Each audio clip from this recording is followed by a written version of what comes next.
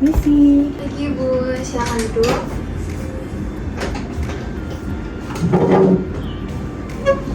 Selamat pagi Bu, perkenalkan saya Dr. April, dokter yang bekerja di Poliklinik pada hari ini. Sebelumnya dengan Ibu siapa dan usia berapa ya Bu? Ibu Nesa, 21 tahun. Baik Ibu Nesa, berdasarkan informasi yang telah saya terima sebelumnya, Ibu di sini untuk melaksanakan pemeriksaan mata pandang ya Bu. Mungkin nanti saya izin untuk meminta Ibu menutup salah satu matanya, kemudian melihat apakah pergerakan jari saya terlihat atau tidak. Ini akan membantu saya untuk menegakkan diagnosis dan menentukan apakah ada kelainan di daerah mata Ibu. Apakah Ibu bersedia? Iya, Pak. Baik, sebelum melaksanakan pemeriksaan, saya akan menceritakan 6 langkah terlebih dahulu.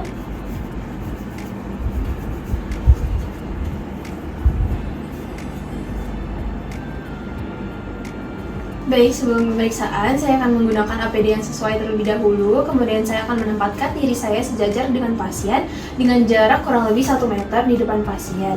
Baik Ibu, mungkin saya akan mulai pemeriksaannya. Ibu boleh menutup mata kiri Ibu terlebih dahulu.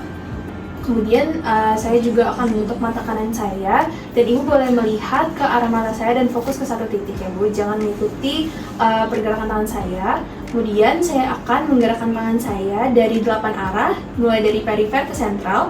Nanti Ibu boleh memberitahukan saya apabila sudah terlihat di jari saya. Baik Ibu, apakah sudah terlihat? Ya. Baik. Selanjutnya, apakah sudah terlihat Ibu?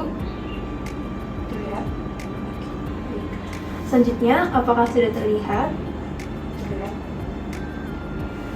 Lalu, apakah sudah terlihat Ibu jari saya? Lalu, apakah sudah terlihat Bu?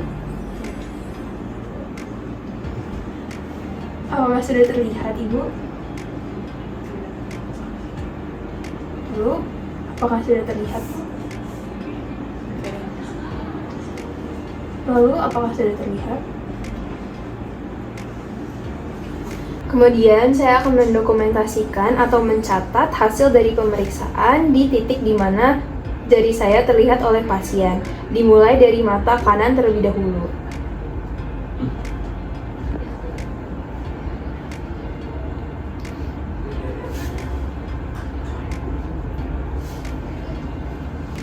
Selanjutnya saya akan melakukan pemeriksaan pada mata yang berlawanan. Ibu boleh menutup mata kanannya sekarang, lalu saya akan menutup mata kiri saya. Seperti biasa, Ibu boleh tolong fokus ke satu arah di mata saya. Kemudian informasikan apabila jari saya sudah terlihat ya Bu. Apakah sudah terlihat Bu? Baik. Apakah sudah terlihat Bu? Apakah sudah terlihat Bu? Lalu apakah sudah terlihat Bu? Apakah sudah terlihat Bu? Apakah sudah terlihat Bu? Apakah sudah terlihat Bu? Apakah sudah terlihat Bu?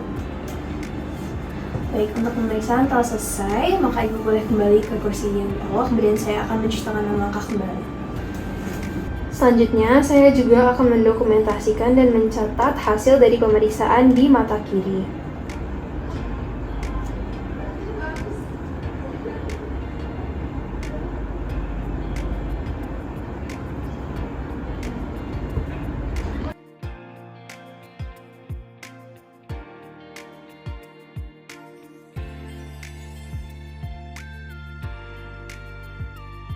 Baik Ibu, berdasarkan hasil pemeriksaan, tidak ada tanda-tanda abnormalitas atau kelainan pada mata Ibu. Jadi untuk lapang pandang Ibu, untuk jauh penglihatannya Ibu sudah normal Ibu.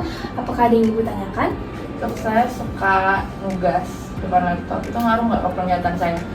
Oke, mungkin untuk banyaknya melihat laptop atau layar seperti itu ya Bu, mungkin perlu diingat bahwa Ibu perlu mengistirahatkan mata. Mungkin boleh diterapkan untuk aturan 20-20-20, yaitu mungkin setiap 20 menit menggunakan gadget atau melihat layar itu Ibu boleh istirahatkan mata selama 20 detik. Kemudian disarankan untuk melihat benda pada jarak 20 feet atau 20 kaki ya Bu. Apakah ada lagi yang ditanyakan Bu?